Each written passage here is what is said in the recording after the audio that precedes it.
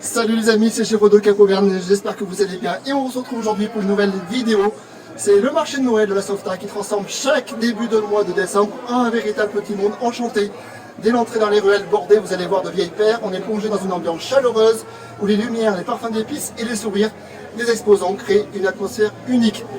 La Softail est devenue un rendez-vous incontournable dans le secteur, se distingue par son cadre authentique.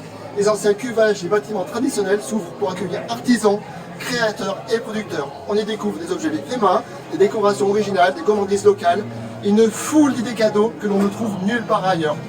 Mais ce qui fait la vraie magie, ce sont les animations qui rythment 3 jours de fête, déambulations, on entend la musique, musique de Noël, démonstrations artisanales, petite restauration commande et bien sûr l'incontournable vin chaud qui réchauffe les mains autant que le cœur.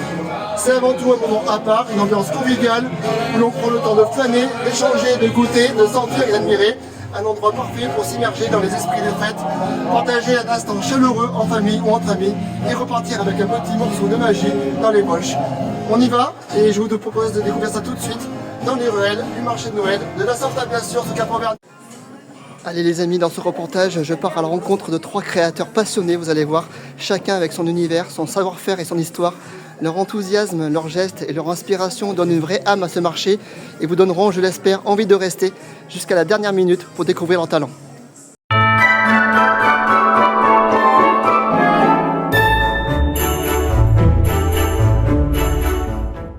Je suis avec Hugo, aujourd'hui on va aller voir, on est dans une échoppe du marché de Noël. Pour éviter que la coupe n'abîme le bois. Ok. Donc c'est le même système qu'un billot de boucher qui est plus gros, plus conséquent. Là, on est sur des petites pièces, mais l'utilité est la même, avec des collages en bois de boue, avec plusieurs essences, du bois clair, du bois foncé, du chêne, du hêtre, du frêne, de l'orme, du noyer, du bois exotique, toutes sortes de bois. Est-ce que tu es de la région? Est-ce que tu es d'ailleurs? Ouais, je suis situé du côté de Saint-Ours-les-Roches. Saint-Ours-les-Roches, ok, donc là on est dans le pur local. Exactement. Ok. Et du coup là tous les espèces que tu recueilles, c'est des arbres que tu coupes? Comment tu te... Non, moi après je suis pas bûcheron, je suis menuisier ébéniste, donc les planches que j'achète, le bois que j'achète, c'est déjà coupé en plateau et je l'achète en ciré en général ou tout simplement parce que j'ai du stock. Ok. Pour un emplacement, je suis très content parce que c'est une belle opportunité pour présenter un petit peu ce que je fais et puis pour être reconnu après et vendre quand même quelques produits. Donc c'est un marché qui est reconnu, donc j'en suis très content. Allez voir Hugo les amis, là, regardez ces belles créations qu'il fait, regardez bien, regardez il y a de tout. C'est quoi ça Hugo, avec le petit C'est une petite planche de fromage ça. Planche de fromage, en plus on est dans le cœur du terroir, avec le Saint-Nectaire. Regardez ça, il y a même les petits jeux de billes. Regardez comme c'est beau. Combien de temps tu y passes par exemple pour faire le petit modèle avec le petit tronçon de bois là? Ça c'est pas forcément beaucoup de temps, mais après sur des solitaires ou surtout sur les billots comme ça de boucher. Donc ces pièces comme ça, là c'est quand même beaucoup de temps parce qu'il y a beaucoup de collage, donc à chaque fois 24 heures de collage, donc c'est sur plusieurs jours de travail entrecoupé de plusieurs heures, et puis après il y a la finition, mais ouais, on prend un peu de temps quand même. D'accord. Regardez bien.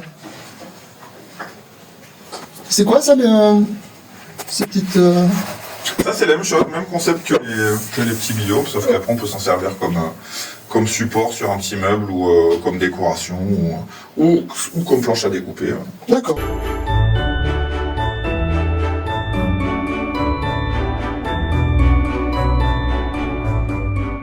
Maintenant, je suis avec Karine qui va nous présenter les différentes œuvres d'art que vous voyez en direct. Regardez comme c'est beau, on dirait du Picasso. Ah. Merci pour le compliment. Alors déjà, je vous présente l'endroit. On est dans une échoppe, ce qu'on appelle une échoppe. Donc là, au marché de Noël, il y a plein d'échoppes avec différentes créations, différents produits. Ça peut être du domaine de l'artisanat, ça peut être du domaine culinaire. Donc allez-y, c'est super beau. Karine, je te laisse te présenter un petit peu, montrez-nous toutes tes œuvres d'art, combien de temps tu y passes. Ah oui. Regardez comme c'est beau, c'est très varié, très coloré, très divers. Regardez ça, on se croirait en Espagne. On est en Espagne au marché de Noël. Et voilà. Regardez, ça va même jusqu'aux bijoux. Exactement. Allez, je te laisse, j'arrête de parler, c'est toi qui parles. Alors, moi, je fais donc de la peinture acrylique, voilà, plutôt colorée. Ça peut être des peintures abstraites ou des peintures voilà, représentatives. Et je fais aussi donc des bijoux en résine époxy. Après, le temps que j'y passe, c'est variable, hein, ça dépend un peu des. Allez, le lion là, pièces, ce gros lion là qui nous regarde les yeux dans quand les même yeux. Beaucoup de travail celui-là, donc oui, peut-être une dizaine d'heures à peu près. D'accord. Voilà. Ça, t'as aucun modèle, c'est juste toi avec ta main, Voilà. ton esprit, t'as pas de calque, voilà. Je fais un petit croquis à la main pour dessiner le visage et puis après voilà, je fais mon fond. Pas d'IA, pas d'intelligence artificielle. Non, dans mon intelligence à moi et ma créativité, non, il n'y a rien d'assisté. C'est tout sort. Regardez comme c'est magnifique. C'est Voilà. super beau. De mon imagination. Et là, le style, c'est vrai que ça fait on dirait un style Picasso un petit peu. C'est un peu déstructuré. Mais Magnifique. il y a des choses, voilà. Un bateau qui est plus classique, je sais pas. Quel est le numéro de ton échoppe, Karine? 69. Donc demain, les amis, vous Voilà. allez à l'échoppe 69 et vous allez voir Karine. C'est Exactement. magnifique. Regardez bien. Si vous aimez la couleur, eh ben, il faut pas hésiter. On peut dire qu'aujourd'hui, on a besoin de couleurs. Hein. Exactement. Allez, Karine, montre-nous un petit peu tout ce que tu fais là. Voilà, et ben, des tableaux et ensuite après je fais des bijoux en résine époxy, donc c'est des bijoux que je fabrique aussi moi-même, qui Ok. sont hyper légers à porter et ben voilà, un peu comme les tableaux, c'est coloré, il y a de la paillette, il y a voilà, de la couleur, de la vie, donc des bracelets, des barrettes, des... Allez, si on prend par exemple les petites boucles d'oreilles là, Oui. combien de temps t'y passes pour faire ça? Ben pas trop en fait, enfin pas trop, voilà, après j'ai des moules, je travaille ma résine, après il y a un gros temps de séchage, à peu près 24 à 48 heures. Ok. Et après, il y a un travail de montage, voilà. Donc, mais ça prend beaucoup moins de temps qu'un tableau. D'accord. Eh bien, je suis basée à Serra. Serra. Voilà, pas très loin. Donc, Ok. c'est encore du local. Ok. On est- Ok. J'ai invité. Regardez bien. Bonsoir. Donc demain, les amis, je compte sur vous. Regardez ce beau tableau là. Voilà, Est-ce que, une tu belle peux, danseuse. est-ce que tu peux nous expliquer comment tu l'as fait celui-là Eh par bien, exemple j'ai fait mon croquis pareil, j'ai rempli avec ma peinture, j'ai fait mon fond rose et après j'ai fait toutes mes finitions avec la couleur noire. Voilà. C'est magnifique. C'est beau, hein? Et là, par contre, il y a quelque chose que tu as mis par-dessus pour protéger et t'as mis Non, de la résine, non, je ne vernis pas, il est brut et mat. D'accord. Voilà, parce que souvent après le vernis, je trouve que ça jaunit un peu, donc j'aime cet effet mat. Voilà. Alors, regardez, on retrouve le lion là, le lion en gris, Voilà, blanc et noir. Oui. Pourquoi ces couleurs? Et bien pour changer. Pour changer, voilà. J'avais envie d'essayer, parce que je trouvais que c'était difficile, autant les couleurs, je voulais essayer de faire des nuances de blanc, gris, noir. Voilà, c'est un test. C'est super beau. Allez, je vous montre la petite carte là. Regardez. Et allez voir Karine demain à Voilà, l'échoppe nous serons là, 69. 69. Et on Surtout vous à ne accueille. pas rater. Voilà, avec grand plaisir. Et aussi Hugo. Oui, C'est ça. exactement. Et tous les deux, vous allez voir, ils sont super sympas. Regardez les petites barrettes. Regardez ça comme c'est beau. Et shop 69. Et échoppe 69. Voilà, exactement. À bientôt les amis. Merci. Au revoir. Merci.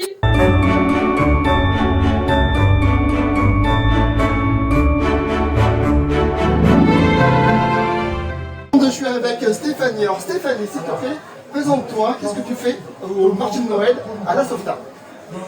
Je suis animatrice et potière, donc je fais les deux.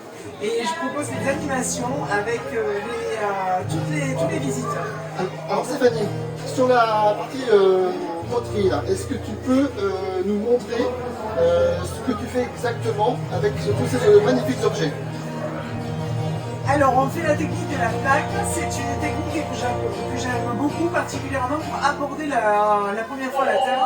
C'est une technique qui nous permet de rester sur du 2D avec tout un contrat quand même de la terre. Et on arrive à faire Là, le but c'est qu'on fasse un objet comme ceci, une suspension qu'on peut accrocher sur les sables. Regardez comme c'est beau. Et on le laisse sécher, ensuite on peut le peindre le vernis. Le but c'est une technique qui nous permet de faire des pendentifs également pour offrir des coupelles et des assiettes. Super. Combien de temps pour faire ça? Donc là, l'atelier dure à peu près 3 quarts d'heure. Il y a 15 minutes de technique et ensuite c'est la lame des des artistes. Donc les enfants, les adultes, les jeunes, les moins jeunes, tout le monde peut participer, c'est impeccable. Il n'y a pas besoin de faire Saint-Cyr, comme on dit. Non, Ok. Stéphanie, pourquoi tu veux choisir le marché de Noël de la Stopta? alors, C'est super beau, avec son gros sapin. voilà, le marché de Noël de la Softa, c'est quand même le plus gros marché de Noël de tout le pays de Gand. Ça fait que 7 ans que je suis à Nanterre et j'entends parler de ce marché de Noël. Et c'est magique. J'adore de toute façon être sur les marchés, quand il y a du monde, il y a tous les publics. Et voilà, il y a une ambiance extraordinaire ici et vraiment l'association est géniale. Les bénévoles sont extraordinaires. Est-ce que tu peux nous parler un peu de l'association depuis combien de temps il est ici? Pour 7 ans par rapport de... Alors, moi, c'est la première année. D'accord. Ils m'ont vu sur un autre marché et ils ont voulu offrir ça à leurs visiteurs. Du coup, ils m'ont demandé de venir faire l'animation sur leur marché. Et je les connais depuis un an, on va dire, parce que depuis qu'ils se sont présentés, ils m'ont demandé de venir. Après, ils ont une réputation, hein. Ça fait 7 ans que j'entends parler d'eux. Moi, je suis coutière à la base et c'est très difficile de pouvoir exposer ici. Donc voilà, moi je suis honorée en fait d'avoir ma place ici. Là, sur tous les objets, est-ce que tu peux nous montrer quelques fonctions des objets? Là, je vois par exemple ça, là, ça sert à quoi ça? Alors, pas d'idée. Le but de cet atelier, c'est de montrer qu'avec tout notre environnement, on peut recycler. Donc ça, c'est une règle de Lego à la base. On les a découpés en petites sections pour que chaque enfant puisse les utiliser pour faire la plaque, justement, pour l'utiliser comme un gros pâtisserie pour faire la plaque. D'accord. Ensuite, on a quand même des outils de potier, hein. On a des ébauchoirs. Le but, c'est Retenez à les abonnés, ce sont des ébauchoirs et ébauchoirs. On enregistre. c'est pour faire de la sculpture à la base. Le but, c'est que je leur montre un maximum de choses. Donc voilà, et il y a aussi des pick à burger pour faire ça sert de stylo. Voilà, pour faire plein de choses. Le but, c'est aussi qu'à la maison, sans avoir besoin d'avoir un four, ils puissent s'amuser avec la terre et ils ont leur environnement à leur disposition. Voilà, et on fait avec des créations et des chutes de tissu. Des chutes de tissu. De la dentelle qui fait de très beaux effets sur la terre. Super. Des emporte-pièces qu'on peut piquer dans la cuisine pour faire des jolis pendentifs. Ouais, donc c'est assez large quand même. Des végétaux qui sont très intéressants, très beaux dans la terre. Donc le but c'est de mélanger les textures, de les mélanger et surtout de révéler son âme d'artiste qui ne demande jamais la permission. Il essaie, il voici, voilà, il voici, voilà. Donc là, le marché de Noël de la Softa, c'est au cœur de la marché de la création. Est-ce que la matière première, c'est quoi que tu utilises? C'est de l'argile? C'est de l'argile qu'on achète qu'on trouve dans la nature parce qu'ici on a des bennes argileuses incroyables. Merci. Et c'est également, on peut l'acheter dans le commerce, de l'argile. Alors les commerçants appellent ça l'argile blanche ou rouge ou de la pâte. En fait c'est de la faïence. C'est la première. C'est une particularité de l'argile. Donc il y a la faïence, le grès et la porcelaine et elles ne sont pas cuites au même, à la même température. Chaque matière a sa température spécifique. Mais la faïence, elle est douce, elle est plastique, elle garde de l'humidité longtemps, donc pour les enfants, elle est très agréable à travailler. C'est pour ça que je privilégie la faïence avec les enfants et avec les animations. D'accord. Stéphanie, je te remercie pour cet ensemble. J'espère que vous allez venir nombreux voir Stéphanie. Super sympa en plus. Elle a accordé son temps pour faire l'interview, donc merci à elle.